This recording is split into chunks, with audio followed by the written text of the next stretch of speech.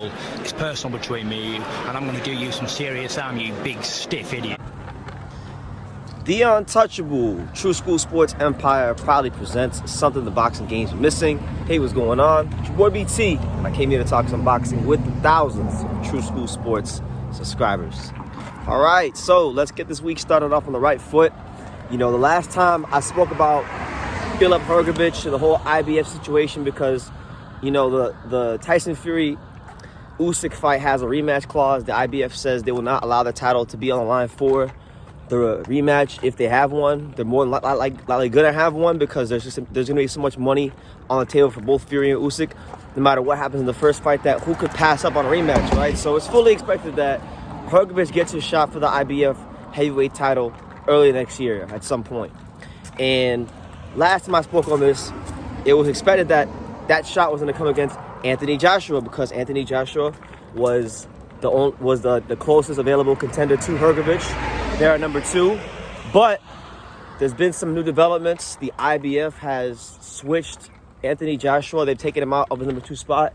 They dropped him a spot, and they bumped up Otto Wallin. Now, very intriguing because I always say that, like, the heavyweight division and the politics of boxing, they want Hrgovic to fight all the higher risk, low reward guys. First it was Zhang, then it was McKean, and now Otto Wallin's going to be the third straight. If this fight goes as planned, if they wind up fighting for that title, Otto Wallin will be the third consecutive southpaw in the rankings that Hrgovic had to fight. So he continues to build a good resume for himself, and let's talk about that potential fight for the title if it does happen. Now, Otto Wallin, he's on a 6-fight winning streak since he lost Tyson Fury in his fight in 2019. He's really went ahead and established himself as one of the better heavyweights out there, one of the more underrated heavyweights out there. You know, he's 6'5", southpaw, physically strong, good distance control, can box, can move. Not a huge puncher, but a guy that knows how to place his shots, right? And when you're that big, you don't even got to be really a big puncher. If you just know how to turn your punches over properly and place them, you can hurt somebody, right? This is the heavyweight division, it's the grown man division. Everyone can punch to some degree, right? So it'd be a good fight. Luckily for Hrgovic, you know, had this fight taken place a couple fights ago for him, I think this would be a harder fight for him. But when you get 24 rounds in over the last 2 fights with guys like a big you know, bulldozer of a southpaw and Zhang, and then, you know, a really tricky, awkward guy who came to survive and Dennis McKean, you know, I think he'll be prepared, and it should be a good heavyweight fight. Wallin, I feel, is deserving of the shot, although selfishly, you know, because I do like Hrgovic, I'd want him to get the big fight against a bigger opponent so he could really show the world what he's about. I'm not against Otto Wallin. I'm not against fighters who actually, you know, put in the work to get to a world title shot, and he's done it. Like, Otto Wallin has more than earned a shot, probably more than a lot of your fair heavyweights. Is he a big name? No. Will there be a lot of money in this fight? Maybe not. I don't know, but it's a good fight, and it's one where I'll say this.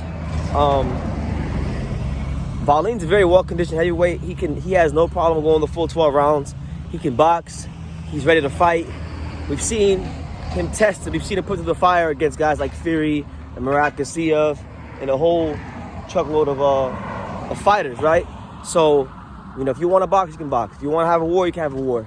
I think he's ready. I think he's ready for the world title shot, and he's a formidable opponent. Hrgovic has to come with his best because this guy's going to be, you know, for guys like Wallin and Hrgovic as well, these guys don't get the luck of the draw. They don't get the most opportunity in the world to win a world heavyweight title. So I got no doubt in my mind that when and if this fight takes place, Wallin is going to be more than ready to try to get that belt. But obviously, I favor Hrgovic. I just think Hrgovic is the better fighter. Hrgovic, I think, has gotten the right amount of pro experience for a fight and for an opportunity like this against a guy like Wallin.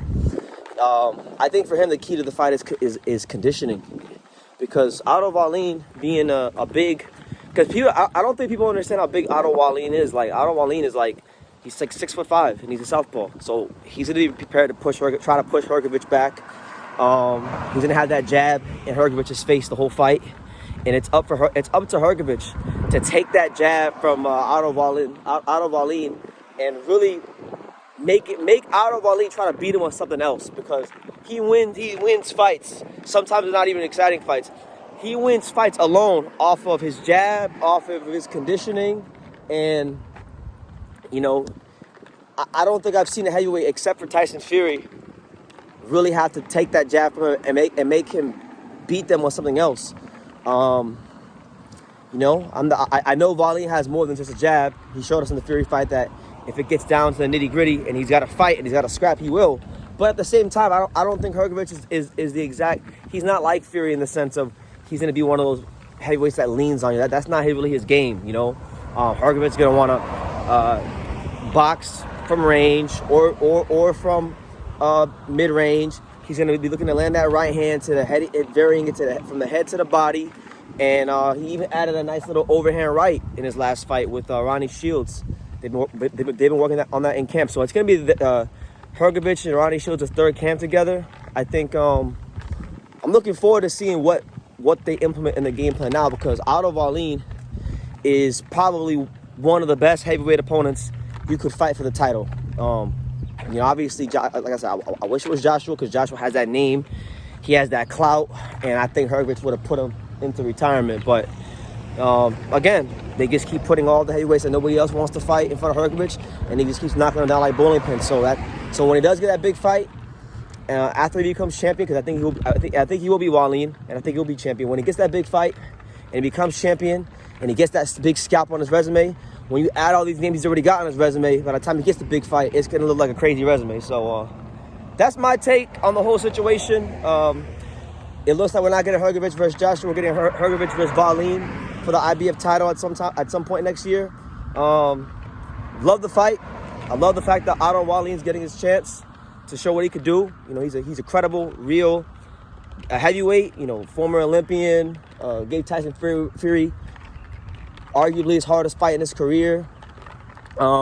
Just beat Murat Kassiev on a 6-fight win streak. You know, there's not really much to complain about when it comes to that type of a fight, if you're a fan of the heavyweight division and a fan of boxing. So I'm gonna leave it at that. You guys, let me know what you think in the comments down below. Make sure you guys take the time to subscribe. And like I say in every single one of these videos, you can love me or you can hate me, but I'm just giving Daniel. So until next time, take care, guys. Thank you for watching another video on the untouchable True School Sports Empire. For more great boxing content just like this video, click right here and make sure you subscribe. Much love from sunny South Florida.